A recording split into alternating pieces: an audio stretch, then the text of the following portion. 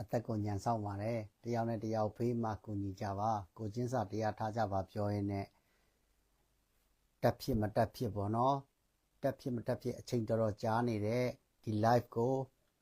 စပြီးတော့ဖွင့်လိုက်ပါတယ်အသက်ကိုညံဆောင်ပါတယ်တယောက်နဲ့တယောက်ဖေးမှကူညီကြပါတက်ဖြစ်မတက်ဖြစ်နဲ့နော်မတက်ဖြစ်တာအတော်ကြာတဲ့ live ကိုကြည့်ရှုအားပေးကြမယ်ဆိုလို့ရှိရင်လည်းကျေးဇူးတင်ပါတယ်အဲ့တော့ကျွန်တော်မိတ်ဆွေအပေါင်းအသင်းတွေအကုန်လုံးကိုလည်းတတိရပါတယ် LG လာရေပေါ့တတိရတယ်နောက်တစ်ခါကြားလို့ရှိရင်ဗမာပြည်ရေးကိုတွေးပြီးဟေးဆိုလို့ရှိရင်အားရစရာတွေအများကြီးရှိတယ်ကိုလမိုင်အောင်ရေတတိရတယ်ဗမာပြည်ရေးကိုတွေးကြည့်တယ်ဆိုလို့ရှိရင်လက်မဲ့မင်းကပကမြင်ဒီနေ့ရတဲ့ဆန်နေမှာတက်ကြလာပါတယ်ကျွန်တော်တို့ဆန်နေဟာဆိုရင်နေရနေတယ်လို့တက်တယ်အရင်တော့တဲ့ကောင်တွေကိုတင်ဆက်ပေးနေတာပါဒီနေ့ဆန်နေလေးကိုညစကိုင်းလို့ဖြစ်ပြီးဖိုက်ချင်တဲ့ပြန်ပြန်လာနေတယ်ဟာနေတယ်နေတဲ့တောင်းဆက်ရှင်ပါတယ်အားရစရာတွေအများကြီးရှိတယ်အားရစရာတွေအများကြီးရှိနေတဲ့ဂျားထဲမှာတစ်ခါကြားလို့ရှိရင်ဘယ်လိုပြောမလဲဆိုတော့ကိုလန်းကိုကိုမသွားပဲနဲ့သူများတွေကိုကြည့်တဲ့လူတွေများနေအဲ့ဒါကဘာလဲဆိုတော့ဥမာကျွန်တော်တို့ကချင်အတိုင်းဝိုင်းပေါ့ကျွန်တော်နဲ့ခင်တဲ့ကချင်အတိုင်းဝိုင်းနေရှိတယ်ကချင်အတိုင်းဝိုင်းနေလည်းရှိတဲ့အခါမှာတချို့ကချင်အတိုင်းဝိုင်းတွေကပြောကြတယ်ငါတို့ပေါ့နော်နိုင်ငံယူဖို့ဆိုရင်ခက်တယ်ပေါ့ငါတို့ကချင်ကလူဦးရေ2တန်းလောက်ပဲရှိတယ်ဒီလိုမျိုးနဲ့တချို့တွေစဉ်းစားတဲ့လူတွေရှိတယ်ငါတို့ကချင်ကလူဦးရေ2တန်းလောက်ပဲရှိတယ်တရုတ်ပြည်နဲ့လည်းကတ်နေတယ်နယ်ဘယ်လိုပြောမလဲဆိုတော့နယ်ဇက်တွေလည်းတိတ်မရှိဘူးဒါမျိုးတွေပေါ့တချို့တွေကလည်းစဉ်းစားကြတယ်ဒီတော့သူတို့ကဒီပြည်မာကြီးနဲ့ပေါင်းမယ်ဆိုပြီးတော့စဉ်းစားကြတဲ့လူလည်းရှိတယ်သူတို့စဉ်းစားတဲ့ဟာတွေအကုန်လုံးဘယ်လိုပြောမလဲဆိုတော့သူတို့အတွဲခွန်တဲ့သူတို့ဆိုလို့ရှိရင်အကုန်မှန်းနေတယ်သူတို့အတွဲခေါ်တဲ့သူတို့ဆိုမှန်းနေတယ်ငါတို့ကချင်ကလူဦးရေ2တန်းလောက်ပဲရှိတယ်လူဦးရေ3တန်းလောက်ပဲရှိတယ်တရုတ်ပြည်ကြီးကလည်းရှိနေတယ်ဒီလိုပဲရခိုင်နေကြတော့လေငါတို့ကတော့ငါတို့အာရခနိုင်ငံကိုငါတို့ယူမယ်ငါတို့လုံနိုင်တယ်ဒါပေမဲ့အာရခထဲမှာလည်းကိုအေးမောင်တို့လိုအဖွဲ့မျိုးကစစ်တပ်နဲ့ပေါင်းမှရမယ်ဟိုဘက်ကအင်အားကြီးတဲ့လူတွေကဝင်ပြီးတော့လုံဒီလိုမျိုးဖြစ်နေတယ်ဆိုတဲ့ကိစ္စကကိုဘာလုပ်နေလဲဆိုတာကိုတေးသေးချာချာမသိကြတဲ့လူတွေလားဆိုပြီးတော့မေးရမလို့ဖြစ်နေတယ်ကိုမယုံကြည်ဘူးလားဆိုပြီးတော့မေးရမလို့ဖြစ်နေခင်ဗျားတို့တော်လှန်ရေးတရက်ကိုလုံနေတဲ့လူတွေကိုပြောတာမဟုတ်ဘူးเนาะထောက်ခံနေတဲ့လူတွေမထောက်ခံတဲ့လူတွေကိုပါပြောတာခင်ဗျားတို့ထောက်ခံနေတဲ့အဖွဲ့အစည်းကိုခင်ဗျားတို့မယုံကြည်ဘူးလားနောက်တစ်ချက်ကခင်ဗျားတို့ကိုမေးချင်တာကပြည်ထောင်စုကြီးပြိုကွဲမှာကြောက်တယ်ပြည်ထောင်စုကြီးပြိုကွဲမှာကြောက်တယ်ဟေးဆိုလို့ရှိရင်ပြည်ထောင်စုကြီးမပြိုကွဲပဲနဲ့ကိုယ်တွေပဲဒုက္ခရောက်နေတာကိုဆွေစီမျိုးဆက်ဘလောက်ခံနိုင်မလဲဆိုတဲ့ကိစ္စကိုကျွန်တော်ကမေးခွန်းမေးချင်တာကမ္ဘာပေါ်မှာနိုင်ငံသေးသေးလေးတွေအများကြီးလူဦးရေနည်းနည်းလေးနဲ့ရှိနေတဲ့နိုင်ငံတွေအများကြီးစင်ကာပူဆိုရင်လည်းသေးသေးလေးလူဦးရေကတော့အခုဆိုလို့ရှိရင်10တန်း15တန်းတန်း20တန်း30ဖြစ်တယ်ထားအိုက်စလန်းဆိုလည်းသေးသေးလေးလူဦးရေ9သိန်းပဲရှိတယ်သူဟာသူအစင်ပြေအောင်နေတယ်ငါတို့ကချင်မှာလူဦးရေ2တန်းရှိတယ်ငါတို့မှာတယံဇာတတွေရှိတယ်နောက်ဆုံးကုန်ပြောလို့ရှိရင်အကောင်းဘက်ကတွေးမယ်ဆိုရင်ပေါ့အကောင်းဘက်ကတွေးမယ်ဆိုလို့ရှိရင်ဗမာတွေလာပြီးတော့ငါတို့ရှိမှာကျင်းနေကြိုက်နေလှုပ်သွားတာဝေလာငါမွေးလို့ရအောင်လှုပ်ပေးသွားတာပဲဆိုပြီးခင်ဗျားတို့အကောင်းဘက်ကတော့တွေးလို့ရတယ်တခါကြာရင်ကျွန်တော်စဉ်းစားနေတာကချင်နေနိုင်ငံရခြားမှာနေကြတယ်ခင်ဗျားတို့တွေသိတယ်ဘယ်နေရာဘယ်ပြည်နယ်ဘယ်နေရာတွေမှာခင်ဗျားတို့ကချင်ထဲမှာလည်းပညာတတ်တွေအများကြီးပဲဖက်ဒရယ်ဆိုတာလည်းခင်ဗျားတို့သိတယ်ကျွန်တော်ပြောချင်တာဖက်ဒရယ်ဆိုတာလည်းခင်ဗျားတို့သိတယ်ဒီမိုကရေစီဆိုတာလည်းခင်ဗျားတို့သိတယ်ခင်ဗျားတို့ကိုလာပြီးသာသနာပြုနေတာလည်းခရစ်ယာန်ဘာသာဝင်တွေကဘာပေါင်းစုံကနေလာနေတာအဲ့ဒီဟာမှာနေခင်ဗျားတို့ကအခုအချိန်ထိတွေးပြီးတော့စိတ်ပူးနေတာတို့တွေးပြီးတော့စိုးရိမ်နေတာတို့ကျွန်တော်စဉ်းစားလို့မရတာကိုကျွန်တော်ပြောတာခင်ဗျားတို့ကချင်နေသွားနေတာတိုက်ခတ်ရေး KIA ရှိသလို KIO ရှိတယ်ခင်ဗျားတို့မှာအုပ်ချုပ်ရေးမှာလည်းအတွေ့အကြုံတွေရှိတယ်ခင်ဗျားတို့မှာတိုက်ခတ်ရေးမှာလည်းအတွေ့အကြုံတွေရှိတယ်ပြီးရင်ခင်ဗျားတို့မျှတနဲ့လည်းခင်ဗျားတို့အကုန်လုပ်ပေးနိုင်တယ် မတရားမှုဆိုတာတော့ကိုကဘလောက်ပဲမျက်မျက်တတလုပ်လေဗျာဥပမာပြောချင်တဲ့လူကတော့ပြောမှာပေါ့ကချင်က2 သန်းရှိတယ်ရှမ်းနီက900ပဲရှိတယ်နော်ကချင်က2 သန်းရှိတယ်ရှမ်းနီက900ပဲရှိတယ်တယောက်တစ်ချက်ပေးရင်တော့မှကချင်က2 သန်းရတယ်ငါတို့ရှမ်းနီက900ပဲရတယ်ဆိုပြီးတော့ပြောချင်တဲ့သူကပြောအောင်ပါပဲအဲ့ဒီသူများပြောတဲ့ကိစ္စတွေကိုမစင်းစားတော့နဲ့လေဗျာကိုလှုပ်ရမယ့်အလုပ်ကိုပဲကိုလှုပ်ပေါ့တိအချက်ဗမာပြည်မှာရွေးချယ်စရာတွေအများကြီးရှိတယ်ဟုတ်ပြီခင်ဗျားတို့နိုင်ငံမယူဘူးโอเคနိုင်ငံမယူနဲ့နိုင်ငံမယူဘူးဆိုလို့ရှိရင်ငါတို့တွေလည်းဝါတွေလိုမျိုးရတဲ့ရတိုက်တဲ့အခွင့်အရေးမျိုးယူမယ်ခင်ဗျားတို့ confederate ယူလိုက်ပါကျွန်တော်ပြောတာရခိုင်တွေအော်တယ်လို့မျိုးပဲကချင်တွေလည်းပြောရတာဂရိုင်းစောရအိုင်ရောကလွဲပြီးထပ်ပြီးတော့လည်းမပြောချင်ဘူးကိုနယ်မြေတွေအများကြီးကိုလည်းရှောက်ပြီးတော့အကုန်လုံးပိုင်နေလည်းမလုံးနဲ့ तू က तू အုပ်ချုပ်တဲ့နေရာတွေကို तू ပေးစရာရှိတဲ့နေရာတွေကိုပေးပြီးတော့ကိုလူမျိုးတွေကိုကိုကာကွယ်ဖို့ကိစ္စကိုလုပ်ဒါပေမဲ့ကိုနေရာတတ်ကိုယူဥပမာအခုကချင်ပြည်နယ်ဆိုပြီးတော့သတ်မှတ်ထားတဲ့နေရာမျိုးပေါ့အဲ့နေရာမျိုးကိုယူကိုခိုင်တို့ဘာလို့ဆိုလို့ရှိရင်သမိုင်းကြောင်းတွေရှိတယ်ရှမ်းနေရနေပြီးတော့ကချင်တွေကိုပေးတယ်ကချင်တော်လန်ရေးမှာရှမ်းနေရကူညီတယ်ဒီလိုဇလန်းတွေရှုပ်နေတယ်အဲ့တော့ကိုကချင်နယ်မြေကိုယူခင်ဗျားတို့ကိုကျွန်တော်ပြောတာခင်ဗျားတို့စေတနာကောင်းတယ်ကချင်နေရပေါ့တိုင်းရင်းသားလူမျိုးတွေအကုန်လုံးကိုကြည့်ကျင်တယ်ဆိုခင်ဗျားတို့နိုင်ငံကခင်ဗျားတို့ဒေသကထွက်တဲ့နော်ရှိသမျှတယံဇာတတွေအကုန်လုံးရှိသမျှတွေပတ်စံတွေအကုန်လုံးနော်ရှိသမျှစားစရာတွေအကုန်လုံးကချင်တွေအငတ်ခံပြီးတော့ချင်းတွေကိုပဲပေးဗမာတွေကိုပဲပေးရခိုင်တွေကိုပဲပေးခင်ဗျားတို့ပေးလို့ရတယ်အဲ့ဒါဥပဒေနဲ့ပြဋ္ဌာန်းမထားဘူးမင်းတို့ရတာတွေအကုန်လုံးကိုလှူခွင့်ရှိတယ်လှူခွင့်မရှိဘူးဆိုပြီးတော့ကုလသမဂ္ဂမှာလည်းတရားဥပဒေမရှိဘူးဒါကျွန်တော်အမှန်တိုင်းပြောတာကျွန်တော်သိသလောက်ကိုကျွန်တော်ပြောတာဟိုတချို့ကချင်တွေနဲ့စကားပြောရတာအခက်အခဲတွေရှိလာလို့ခမည်းတော်ကချင်တွေခမည်းတော်ဒေသမှာထွက်တဲ့တယံဇာတတွေအကုန်လုံးနော်ရသမျှပတ်စံတွေအကုန်လုံးနောက်ဆုံးကုန်ပြောရင်ကုလသမဂ္ဂမှာရောကမ္ဘာတရားရုံးတွေမှာရောဘယ်မှစာတမ်းထုတ်မထားဘူးကချင်တွေကစားစရာကိုဘာမှမစားတော့ဘဲနဲ့ချင်းတွေကိုအကုန်လှူတယ်ဗမာတွေကိုအကုန်လှူတယ်ကရင်တွေကိုအကုန်လှူတယ်ဆိုတာလှူခွင့်ရှိတယ်သို့တော့ကိုလူမျိုးတွေလွတ်မြောက်ဖို့ကိုဒေသကိုလွတ်မြောက်ဖို့ကိုရက်ကိုရွာကိုအုပ်ချုပ်ဖို့ကိုအခက်ခဲရှိတာကိုဖြေရှင်းဖို့အတွက်ကကိုပိုင်အုပ်ချုပ်ခွင့်ရှိနေမှလုပ်လို့ရမယ်ကိစ္စမျိုးကရင်တွေလည်းဒီအတိုင်းပဲရခိုင်တွေလည်းဒီအတိုင်းပဲဥပမာအခုရခိုင်တွေမနီတူတွေပင်လယ်ကမ်းခြေကနေအကုန်ထွက်လာတယ်အဲ့ဒီငနီတူတွေကိုရခိုင်တွေမစားဘဲနဲ့ပေါ့ကချင်တွေကိုလှူခြင်းပါတယ်ပြောအဲ့ဒါဘယ်ဥပဒေနဲ့မှတားမြစ်ထားတာမရှိဘူးသို့တော့ကိုနေရာကိုဒေသကိုရက်ကွက်ကိုနေရာကိုအုပ်ချုပ်ရေးနဲ့ကိုအုပ်ချုပ်နိုင်ဖို့ကိုကံကြမ္မာကိုဖန်တီးနိုင်ဖို့အဲ့ဒါအရေးကြီးတယ်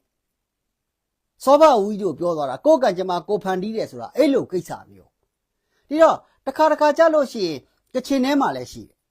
ကျွန်တော်ပြောတာကိုကချင်ထဲမှာလည်းကိုဂျိုးရှာတဲ့လူတွေရှိတယ်ကရင်ထဲမှာလည်းကိုဂျိုးရှာတဲ့လူတွေရှိတယ်ဗမာထဲမှာလည်းကိုဂျိုးရှာတဲ့လူတွေရှိတယ်ခမည်းတော်လိုမျိုးကောင်းတာတွေလိုက်ပြောမယ်ဆိုလို့ရှိရင်ကျွန်တော်အစကပြောခဲ့သလိုဟာဗမာတွေပေါ့ကြောက်လာတူးသွားတာငါတို့တွေဝေလာငါးမွေးလို့ရတယ်ဟာဗမာတွေပေါ့မြစ်ကြောင်းကြီးတွေကိုပြက်ဘယ်လိုပြောမလဲကားလမ်းလို့ဖို့ပေးသွားတာကျေးဇူးတင်တယ်ဆိုပြီးတော့ခင်ဗျားတို့ကျေးဇူးတင်ခြင်းတင်လို့ရတယ်ဝေလာငါးမွေးလို့ရတယ်ဆိုပြီးတော့ကျေးဇူးတင်ခြင်းတင်လို့ရတယ်အဲ့ဒီຢာတွေကဘယ်လိုပြောမလဲဆိုတော့ခင်ဗျားတို့တော်လန်ရေးနဲ့ဘာမှမဆိုင်ဘူး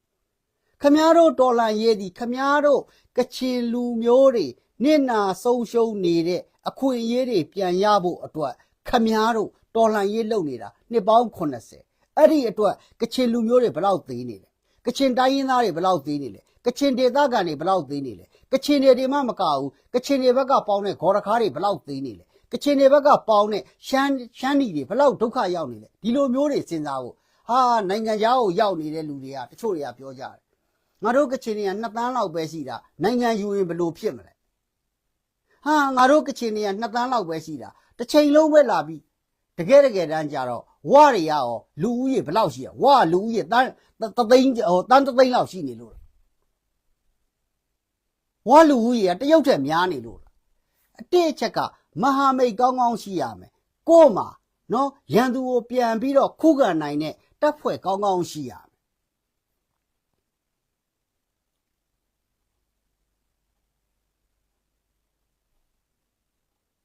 နောက်ဆုံးကုန်ပြောလို့ရှိရင်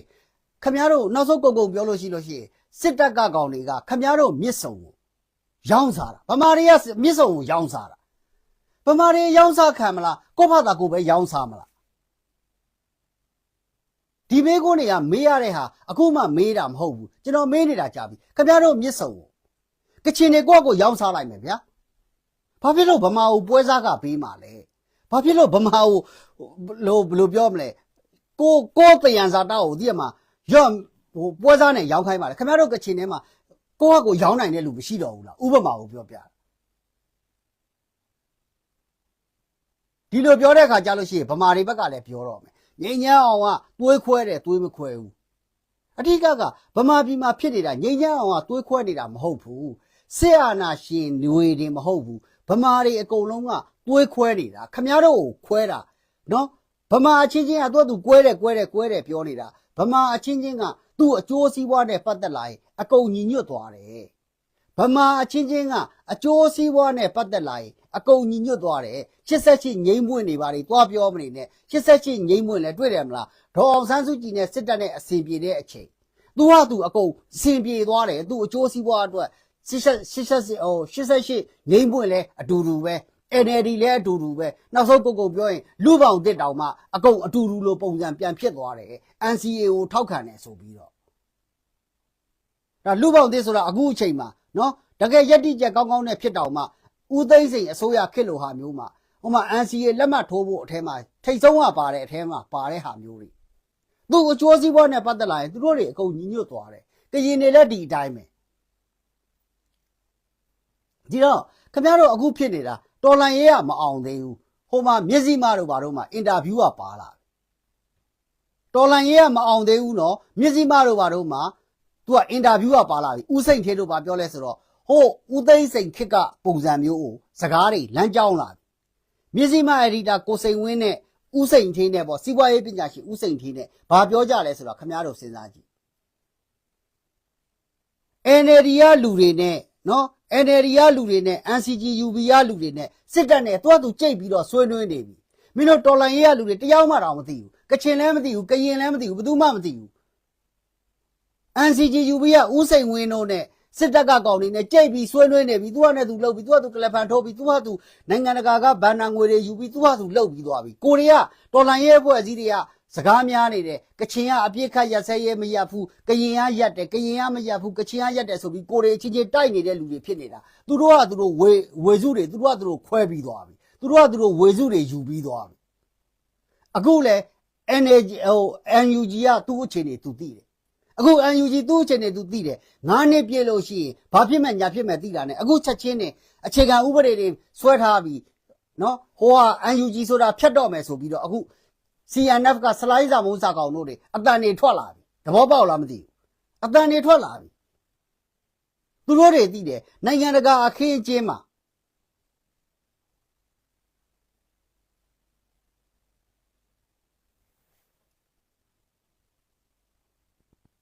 နော်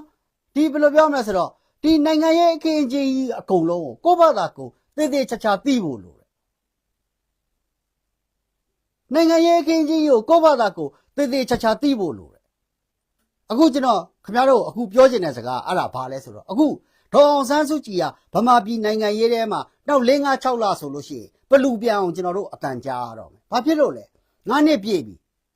စစ်တပ်ကလည်းဂျင်းနဲ့ကြက်ထဲမှာပို့ပလင်းလင်းပြောရင်စစ်တပ်ကတိုင်းရင်းသားတော်လှန်ရေးအဖွဲ့အစည်းတွေကိုနော်စစ်တပ်ကတိုင်းရင်းသားတော်လှန်ရေးအဖွဲ့အစည်းတွေကိုနေရာတွေပေးရတော့မှနေမြေတွေပေးရတော့မှသူလက်လွတ်ကိုလက်လွတ်ရတော့မှကရင်မှာလည်းပေးရမယ်ရခိုင်မှာလည်းပေးရမယ်ချင်းမှာလည်းပေးရမယ်ဒီအချိန်မှာစားဖားတွေဆိုတာရှိတယ်ဒီအချိန်မှာစားဖားတွေရှိတယ်ဆိုတာခင်ဗျားတို့ကိုပုပ်ပွင့်လင်းလင်းပြောတာနိုင်ငံရေးအခင်းအကျင်းအသစ်မှာနိုင်ငံရေးအခင်းအကျင်းအသစ်မှာဒီစားဖားတွေကိုပါခိုင်းလို့မရတော့ဘူး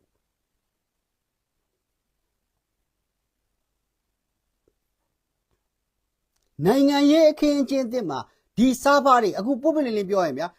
လူမရှိဘဲနဲ့တက်ဖွဲ့ပြီးဘိုလ်လုံနေတယ်ခိုးအုပ်ကလိုလူမျိုးတွေပါလာမယ်အေးမောင်လိုလူမျိုးတွေပါလာမယ်စောမြရာဇာလင်းလိုလူမျိုးတွေပါလာမယ်ဆိုလို့ရှိရင်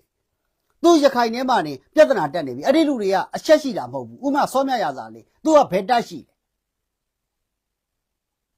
ဒီစကားခဏခဏပြောနေရတဲ့ကိစ္စသိလည်းမကောင်းဘူးအမှန်မှန်ပြည်သူလူထုကလည်းကိုယ့်ထက်ပိုသိပါတယ်ဒါပေမဲ့တစ်ခါတစ်ခါကျပြည်သူဆိုတဲ့ဟာကကျွန်တော်တို့ဒီမှာပြောသလိုမျိုးပဲပြည်သူကသူစောက်ဝိနေရေးတွေလုံမှန်တဲ့အခါကျတော့တစ်ခါတစ်ခါကျလို့ရှိရင်ပြောချင်တဲ့လူပြောလိုက်စကားပြောကောင်းတဲ့လူနောက်ကိုပြည်သူကပါသွားသလိုမျိုးပဲစကားပြောကောင်းတဲ့လူနောက်ကိုပြည်သူကပါသွားသလိုပဲပါသွားတတ်တဲ့အခါကျတော့ပြောပြရတာပို့ပလင်းပြောရင်အခုကျွန်တော်ကြောက်တဲ့ဟာပါလဲဆိုတော့အခုနိုင်ငံတကာကနေပြီးတော့ဗီဇာတွေပိတ်တယ်တို့အမေရိကပိတ်တယ်တို့အဲ့ဒါမျိုးပိတ်ပြီးဟေးဆိုရင်ကျွန်တော်သိကြောက်တယ်ဘာဖြစ်လို့ကြောက်တာလဲဒီ NLD အတိုင်းဝိုင်းပေါ့ပညာတတ်အတိုင်းဝိုင်းကသူတို့မှထွက်ပေါက်ရှိနေသူတို့လက်နက်မချဘူးကျွန်တော်သိသလောက်ကိုကျွန်တော်ပြောတာနော်ကျွန်တော်အတွေ့အကြုံအရကျွန်တော်သိသလောက်ကိုကျွန်တော်ပြောတာခင်ဗျဒီ NLD အတိုင်းဝိုင်းပညာတတ်အတိုင်းဝိုင်းစကောလာအတိုင်းဝိုင်းကသူတို့နိုင်ငံခြားကိုသွားလို့ရနေသည်လက်နက်မချဘူးသူတို့နိုင်ငံခြားကိုသွားလို့သာမရလို့ရှိရင်စစ်တပ်ဘောကိုမနေတာစစ်တပ်ကဘောမဆိုတဲ့ကောင်တွေတက်ပါပုံမတာသူတို့အခွင့်အရေးမရှိတော့ဘူးဆိုရင်သူတို့အဲ့လိုမျိုးလုပ်တာဒီဟာကပုတ်ပွင့်လင်းလင်းပြောရင်ရန်သူဝါဒဖြန့်လို့ရအောင်လုပ်မှာကျွန်တော်တို့ PDF တွေမဟုတ်ဘူး GZ တွေမဟုတ်ဘူးတိုင်းရင်းသားတော်လှန်ရေးအဖွဲ့အစည်းတွေမဟုတ်ဘူးအဲ့ဒီ NLD နဲ့ပတ်သက်တဲ့အတိုင်းအဝိုင်းတွေအကုန်လုံးကအဲ့ဒါလုံးမဲ့ကောင်းတယ်ဥနုလိုမျိုးဖြစ်မှာဥနုလိုမျိုးဖြစ်မှာသဘောပေါက်လားမသိဘူးကျွန်တော်တို့ကတော့ပြည်ချစ်တတ်မတော်ကြီးဆိုပြီးဥနုဆိုပြီးတော့အားကိုးနေတာပြီးလဲပြီးရောနေဝင်းကတွေ့လားဟဲ့အောင်ငနုငါဘောကိုလာမပြီငနုငါဘောကိုလာမပြီဆိုပြီးဥနေဝင်းကပြောသလိုမျိုးဝါဒဖြန့်သလိုမျိုးအဲ့လိုမျိုးတွေဖြစ်မှာခင်ညိုးကပြောသလိုမျိုးမင်းတို့ပြောတဲ့ကွန်မြူနစ်ဆိုတန်းစိုးနိုင်ကြီးလိုက်စမ်းမင်းတို့ပြောတဲ့ကွန်မြူနစ်ဆိုမောင်မောင်ဆိုးကိုလာကြည့်လိုက်စမ်းမင်းတို့ပြောတဲ့ကွန်မြူနစ်ဆိုဗိုလ်ချုပ်ကျော်စောကဖျားဖူးခြင်းနဲ့ဖြစ်သွားတယ်သဘောပေါက်တယ်မလားဒါမျိုးတွေပေါ့ဗျာဒီတော့ဒီပညာတတ်တို့နော်ဒိုင်ယာလောက်ပြောမဲ့လူတို့စကောလာတို့ဆိုတဲ့ကောင်တွေကိုကျွန်တော်ကသိကြောက်တာကျွန်တော်တို့တော်လန်ရေးကိုဖျက်ဆီးတာတကက်လက်နဲ့ကင်တော်လန်တိုက်ခိုက်နေတဲ့ရဲဘော်လေးတွေတယောက်မှမပါဘူးဒီကျွန်တော်တို့88တော်လန်ရေးကြီးပျက်စီးအောင်လုပ်သွားတာအဲ့ဒီစကောလာတွေနဲ့ NCGUB နဲ့ NLD နဲ့အဲ့ဒီဒိုင်ယာလော့လိုဘာယာလော့ဆိုတဲ့အဲ့လိုမျိုးပညာတတ်ဆိုပြီးတော့ဆရာကြီးလုပ်တဲ့ကောင်တွေနဲ့ကြောက်ကျွန်တော်တို့88ဒေါ်လာရေးကြီးကပြတ်သွားတာအဲ့ဒီအချိန်မှာတော့ပြောကြတာပေါ့ဗျာဒေါ်အောင်ဆန်းစုကြည်ဖုံတကိုကြီးနေတဲ့အချိန်အမေစုလမ်းစဉ်ပေါ့ထားပေါ့အမေစုလမ်းစဉ်ကဘာလမ်းစဉ်လဲတော့မသိဘူးနောက်ဆုံးအခုအမေစုကနေပြီးတော့ထားခဲ့တဲ့အမေစုသားသမီးတွေဆိုပြီးတော့ပြောနေတာကိုကတော့ထင်တာပေါ့အမေစုသားသမီးတွေဆိုလို့ရှိရင်ပေါ့ပညာတွေတတ်မယ်အတွေးခေါ်တွေကောင်းမယ်ဘယ်အမေစုသားသမီးတွေအကုန်လုံးကကြွားဖို့နဲ့နန့်ဖို့လောက်ပဲသိတာအမေစုကြီးကယူထားတဲ့အမေစုကြီးကပါတဲ့အမွေဆိုလို့နန့်နာနဲ့ဒွန့်နာနဲ့အဲ့ဒီဟာပဲရှိတယ်ကြာတာဘာမှမရှိဘူးဘာမှအတွေးခေါ်လည်းမရှိဘူးဘာမှအသိပညာလည်းမရှိဘူးဘာမှမရှိဘူးဒေါ်စုကြီးကသူတို့ရတဲ့အမွေဆိုလို့ရှိရင်ဒွန့်မယ်ဒန့်မယ်သိတယ်မလားဖလန်တန်လုပ်မယ်မကြောက်စိမ့်နေဆွဲမယ်ဒါလောက်ပဲရှိတယ်ဘာမှမရှိဘူးအမေစုသားသမီးဆိုအဲ့ဒါကိုသိသလောက်ကပြောတာထားပါတော့အဲ့ဒါတွေဆက်ပြောလူပုဂ္ဂိုလ်ကိစ္စတွေပါတော့ထားတော့ဒီတော့ဒီနိုင်ငံရေးကိစ္စဒီနိုင်ငံရေးအခြေအနေကတိုင်းရင်းသားလက်နက်ကင်တော်လှန်ရေးအဖွဲ့အစည်းတွေသူ့လမ်းကြောင်းသူသွားနေကျွန်တော်စီရေးကိစ္စမှာကျွန်တော်ဘာတစ်ခုမှကျွန်တော်ဝင်မပြောဘူး KIA သူကသူတိုက်လို့နိုင်ရှုံတစ်ခုမှဝင်မပြောဘူးကရင်သူကသူတိုက်လို့နိုင်ရှုံဝင်မပြောဘူးရခိုင်သူကသူတိုက်လို့နိုင်ရှုံဝင်မပြောဘူးကျွန်တော်ဝင်ပြောတာတစ်ခုပဲရှိတယ်ဒီမှာရိုဟင်ဂျာအာရဆိုတို့နော်အာဆာတို့ကလိန်ကကြစ်လုပ်ပြီးတော့ရခိုင်ကိုဝင်တိုက်တဲ့အခါအဲ့ဒီအခါတစ်ခုပဲပြောတယ်မင်းတို့ရိုဟင်ဂျာတွေထဲမှာနော်စစ်တပ်နဲ့ပေါင်းပြီးတော့အေအေကိုတိုက်တဲ့လူတွေရှိတယ်အဲ့မှာနေဗမာပြည်မှာရှိတဲ့အပိုင်းတွေအကုန်ဆက်ထိနားကုန်တာဒီလိုမျိုးပေါ့ကိုယ့်ဘက်ကမကောင်းရင်မကောင်းတဲ့ကိစ္စကိုပြောဖို့လိုတယ်ဆိုတာကိုပြောပြတာမကောင်းရင်မကောင်းတဲ့ကိစ္စပြောဖို့လိုတယ်အခုပုပ်ပွေလေးပြောရိုဟင်ဂျာတွေကိုယ့်တိတ်တွင်းကိုတူးသလိုဖြစ်သွားတယ်ကိုယ့်တိတ်တွင်းကိုတူးသလိုကိုအခြေအနေကိုဖော်ပြလို့ဖြစ်သွားတယ်ကောင်းတဲ့လူတွေရှိသလိုမကောင်းတဲ့လူနည်းနည်းလေးအပြင်မှာမှတိချက်က NUG နဲ့ပေါင်းပြီးတော့ဗမာပြည်သူတရက်လုံးကိုပါအနိုင်ကျင့်တဲ့ပုံစံမျိုးအကြက်ကင်တဲ့ပုံစံမျိုးရိုဟင်ဂျာတွေလုပ်ခဲ့တယ်အဲ့ဒါပါလဲဆိုတော့ဗမာပြည်တပြည်လုံးကိုအတင်းတောင်းပန်ခိုင်းတဲ့ဟာမျိုးပေါ့ရိုဟင်ဂျာတွေလှုပ်ခိုင်းခြင်းမှလှုပ်ခိုင်းနိုင်မယ် NUG ကသူအဆင်ပြေဖို့အတွက်ဗမာပြည်တပြည်လုံးကိုပါရိုဟင်ဂျာတွေကိုဘယ်လိုပြောမလဲဆိုတော့တောင်းပန်ခိုင်း ခမည်းလဲရိုဟင်ဂျာကိုစော်ကားတဲ့အထဲမှာမပါဘူးကျွန်တော်လဲရိုဟင်ဂျာကိုစော်ကားတဲ့အထဲမှာမပါဘူးရိုဟင်ဂျာတွေဒုက္ခရောက်နေတဲ့အချိန်မှာခမည်းလဲရိုဟင်ဂျာဘက်ကအော်ပြီးတယ်ကျွန်တော်လဲအော်ပြီးတယ်ရိုဟင်ဂျာတွေဒုက္ခရောက်နေတဲ့အချိန်မှာရိုဟင်ဂျာတွေကိုတတ်ဖို့ပြောတာ NLD ကပြောတာစစ်တပ်ကလုပ်တာမျိုးချစ်တွေကလုပ်တာဒေါ်အောင်ဆန်းစုကြည်သားသမီးတွေကလုပ်တာမင်းတို့လုပ်တာမင်းတို့အမားကိုမင်းတို့တောင်းပန်ပေါ့မဟုတ်ဘူးတနိုင်ငံလုံးကရိုဟင်ဂျာတွေကိုတောင်းပန်ရတယ်ဆိုပြီးတော့စာရွက်စာတမ်းနဲ့ပါလုပ်ရတာမစိမဆိုင်ကချင်တွေကလည်းရိုဟင်ဂျာတွေကိုတောင်းပန်ရတယ်သူတို့လုပ်ပုံရရိုဟင်ဂျာတွေကအခွင့်အရေးသမားတွေကလည်းအဲ့ဒီစာရွက်ကိုကင်ပြီးတော့မင်းတို့တနိုင်ငံလုံးကငါတို့ကိုတောင်းပန်ထားတယ်မင်းတို့တနိုင်ငံလုံးကငါတို့ကိုတောင်းပန်ထားတယ်ငါတို့ကဘာလို့တောင်းပန်ရမှာလဲဒီလိုဟာမျိုးတွေပေါ့ရခိုင်တွေကိုအတိမပေးပဲနဲ့ရိုဟင်ဂျာတွေကကြော့ပါရဲ့ရခိုင်ပြည်ပိုင်တဲ့အပေါင်မျိုး UNG ကလှုပ်ထားတယ်ကျွန်တော်တို့ကအဲ့ဒီချိန်นี้ကကျွန်တော်တို့ကပြောထားပြီးသားအစိုးရဖြစ်ပြီးဟေးဆိုရခိုင်တစ်ကြက်ရိုဟင်ဂျာတစ်ကြက်ပဲဘာမှထူးပြီးတော့ရခိုင်ကိုကြော်ပြီးတော့ရိုဟင်ဂျာကိုအဖေခေါ်စရာလည်းမလိုရိုဟင်ဂျာကိုဘေးဖယ်ပြီးတော့ရခိုင်ကိုငါအမေယူပါဆိုပြီးပေးစရာလည်းမလိုသို့တော့ UNG ကအဲ့ဒီမှာတွေကလှုပ်ထားတယ်ကတိအချက်UNG ကြောင့်ရိုဟင်ဂျာနဲ့ရခိုင်ကြီးပို့ပြီးတော့ဝေးကွာသွားတာ UNG နဲ့ UNG ကြောင့်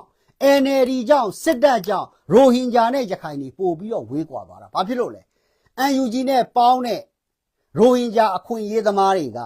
ထပ်ပြောဦးမယ်နော် UNG နဲ့ပေါင်းတဲ့ရိုဟင်ဂျာအခွင့်အရေးသမားတွေကလက်တဆုံးနှိုက်တယ်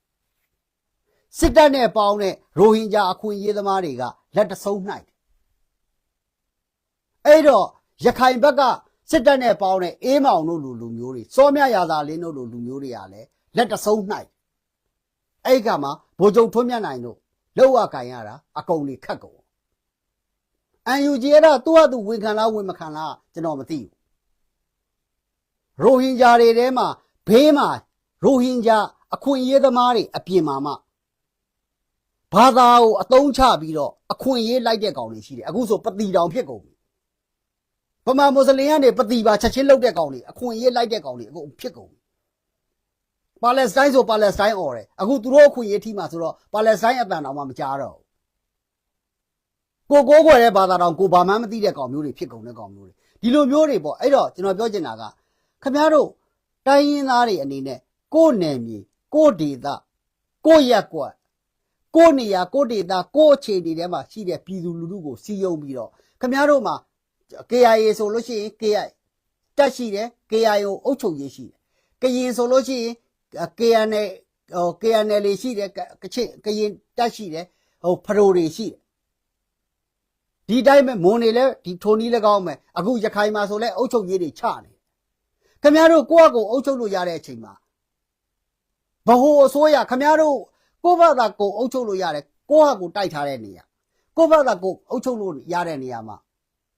ဒေါ်အောင်ဆန်းစုကြည်သားသမီးဆိုပြီးတော့လာပြီးအုပ်ချုပ်တာကိုခင်ဗျားတို့လက်ခံအောင်ပါလားခင်ဗျားတို့လာပြီးအုပ်ချုပ်ရင်ရောသူတို့ကလက်ခံပါလားဒီတော့ပြဿနာပုပ္ပလင်းလင်းပြောရင်ပြဿနာအစစ်အမြစ်ကကျွန်တော်အစောကြီးပြောတယ်ခင်ဗျားတို့ UNG လှုပ်ချင်တဲ့ဟေ့ဆိုလို့ရှိရင် NLD ဆိုပြီးတော့လှုပ်လိုက်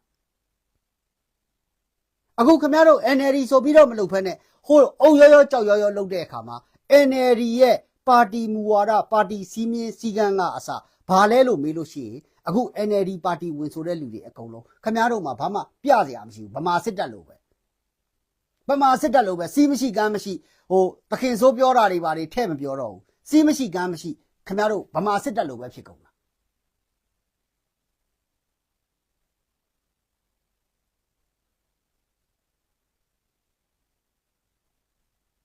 ဒီတော့အတူချုပ်ပြီးတော့ပြောရမယ်ဆိုလို့ရှိရင်ဒီ2025အခု6လပိုင်းရောက်နေပြီနောက်6လလောက်အတော်တွင်းမှာဒေါ်အောင်ဆန်းစုကြည်အကြောင်းတွေပလူပြန်လို့ဖြစ်လာတယ်လို့မျိုးပဲဖောက်ပြန်မှုတွေများလာနိုင်မယ်အဲ့ဒါလက်နက်ကင်ဒေါ်လာရေးနဲ့မဆိုင်ဘူးနော်လက်နက်ကင်ဒေါ်လာရေးနဲ့မဆိုင်ဘူးနော်နိုင်ငံရခြားမှာရှိနေတဲ့လူတွေရောဘာတွေရောအကုန်လုံးနဲ့ကျိန်းနေတာကတော့ခင်ဗျားတို့သေသေးချာချာသိဖို့လိုတယ်သေသေးချာချာသိဖို့လိုတယ်ဆိုတာက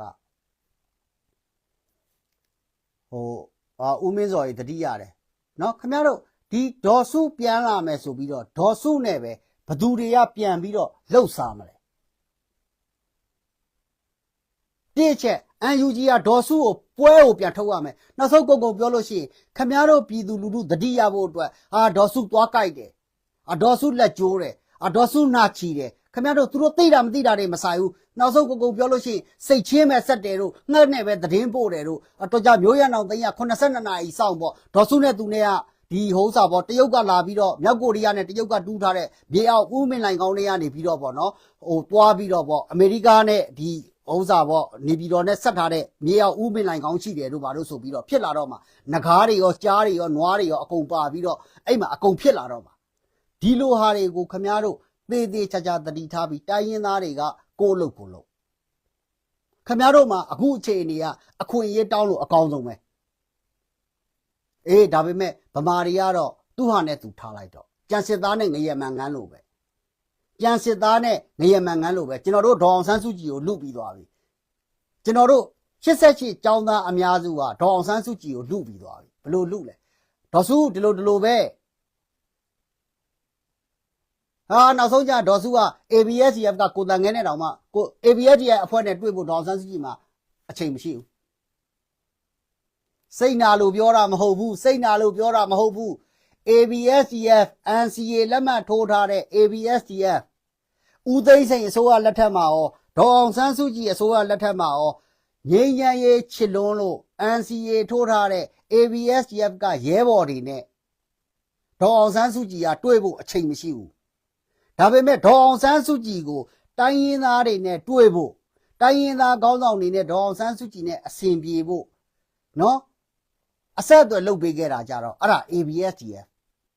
ခုတကကျွန်တော်ခေါ်တဲ့ဥအမင်းစောမတ်ကြည်မင်းစောမတ်ခင်မင်းစောတို့ဦးမင်းစောတို့မင်္ဂလာဆောင်မှာဒေါအောင်ဆန်းစုကြည်နဲ့ကယန်းပြည်သစ်တို့ဦးမင်းကယန်းထန်တို့ဦးတာကလေတို့နော်ဗိုလ်ချုပ်ရွှေဝါဗိုလ်မှုရွှေဝါတို့အဲ့လိုမျိုးလူတွေနဲ့တွေ့ဖို့အတွက်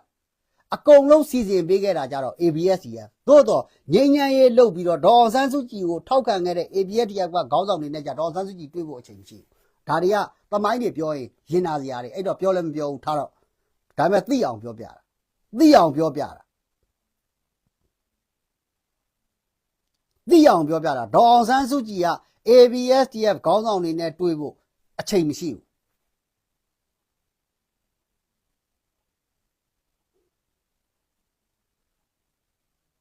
ထားတော့အဲ့ဒီအပြင်မှာစိတ်နာစရာတွေထပ်ပြောဦးမလားကိုအောင်သူငိမ့်တို့ကိုအောင်နိုင်ဦးတို့စစ်တပ်နဲ့ပေါင်းတာလဲပြောမနေနဲ့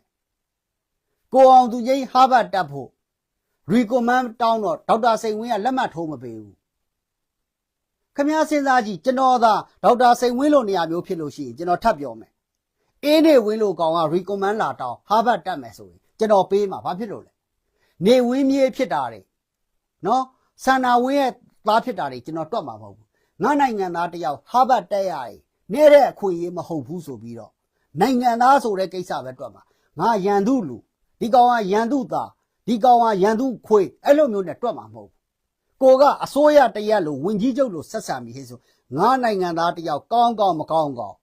ဟာဘတ်လို့တက်ခွင့်ရှိရင်ရီကွန်မန်ပေးမှာသို့တော့ဥစိန်ဝင်းတို့လိုလူမျိုးဒေါအောင်ဆန်းစုကြည်ဆွေမျိုးသားချင်းတွေအကုန်လုံးက ABSDF ရဲဘော်တွေဆိုလို့ရှိရင်ရီကွန်မန်အောင်ရေးမပေးဘူးအဲ့ဒါတွေကပုံပြင်တွေမဟုတ်ဘူးဒီအကောင်တွေကသေအောင်ခံစားရတာ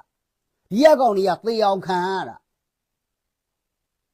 အဲ့ဒါတွေကိုစိတ်နာလို့ပြောတာမဟုတ်ဘူးအခုလက်ရှိဖြစ်နေတဲ့ကိစ္စတွေကိုအခုရှင်းပြတာဒီတော့ခင်ဗျားတို့ပြည်သူလူထုတွေအနေနဲ့ကကိုယ့်ဖာသာကိုစဉ်းစားဖို့လိုတယ်ဒေါ်အောင်ဆန်းစုကြည်လွတ်လာပြီကျင်းသေးတယ်80ကျော်မှဒေါ်အောင်ဆန်းစုကြည်လွတ်လာတယ်ကျင်းသေးတယ်80ကျော်နေနိုင်ငံတကာပါဝါ no ဒေါ်အောင်ဆန်းစုကြည်ကိုကြိတ်ကြိုက်တဲ့ Mitch McConnell တောင်မှအမေရိကန်အထက်လွတ်တော်မှာမရှိတော့ဘူးစီးနိမ့်မှာမရှိတော့ဘူး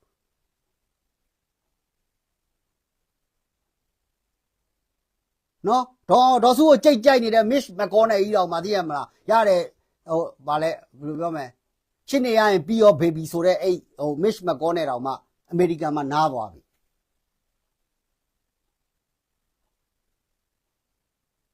ဒီတော့တေးသေးချာချာတီးဖို့ကတိုင်းရင်းသားနော်အပြင်းမှာ အပြင်ကနေပြီးတော့ကချင်ကိုထောက်ခံတဲ့လူတွေရခိုင်ကိုထောက်ခံတဲ့လူတွေကရင်ကိုထောက်ခံတဲ့လူတွေ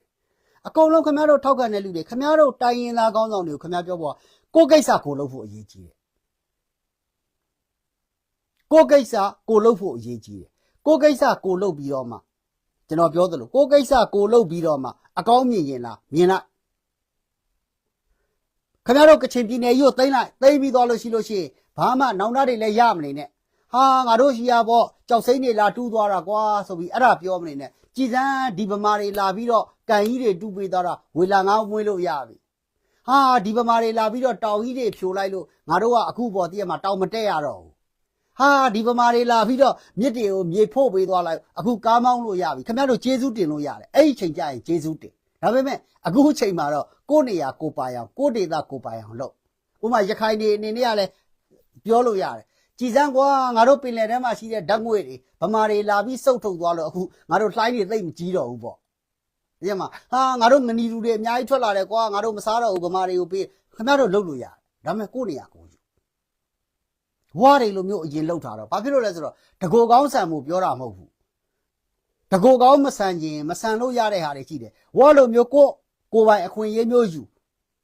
နော်ငကိုငိမ့်ချမ်းရေးခစ်လို့ပေါ့ငိမ့်ချမ်းရေးခစ်လို့မျိုးအနေအထားမျိုးရအောင်အ ਨੇ ဆုံးလုပ်ကိုရစစ်တပ်တွေမရှိအောင်အရင်ဆုံးလုပ်ပြီးသွားလို့ရှိရင်ကျွန်တော်ပြောသလိုငါတို့ကချင်တွေဘာမှမစားဘူးငါတို့လှူမယ်လှူဘယ်ဥပဒေနဲ့မှတားမြစ်ထားတာမရှိဘူးလှူလို့ရတယ်အဲ့တော့ထောက်ခံတဲ့သူတွေရောတိုက်နေတဲ့သူတွေရောဥဆောင်နေတဲ့လူတွေရောကိုယ့်အလုပ်ကိုကိုယ်လုပ်ကြပါကိုယ့်အလုပ်ကိုကိုယ်လုပ်ကြပါUNG ကတော့သူ့ဟာသူစစ်တပ်နဲ့သူ့ဟာသူပြန်ပေါင်းသွားလိုက်မယ်သူ့ဟာသူပြန်ပေါင်းသွားလိုက်မယ်ခင်ဗျားတို့မပေါင်းချင်းသူ့ဟာသူပြန်ပေါင်းသွားလိုက်မယ်ဘာလဲဆိုတော့အမျိုးတူရင်တူတဲ့နေရာပဲသူတို့ကသူတို့ပြန်စုသွားလိုက်မယ်ဖောက်ပြန်တဲ့လူတွေဖောက်ပြန်တယ်လို့ပဲသူတို့ကသူတို့သွားလိုက်မယ်အားလုံးပဲကျေးဇူးအများကြီးတင်ပါတယ်ကျွန်တော်ထပ်ပြီးတော့နောက်အကျိုးအကြောင်းတည်တည်ချာချာရှင်းပြပါဦးမယ် live ထပ်ပြီးတော့တွေ့ကြသေးတာပေါ့အသက်ကိုညံဆောင်ပါတယ်တယောက်နဲ့တယောက်ဖေးမှာကူညီကြပါဒါပါပဲ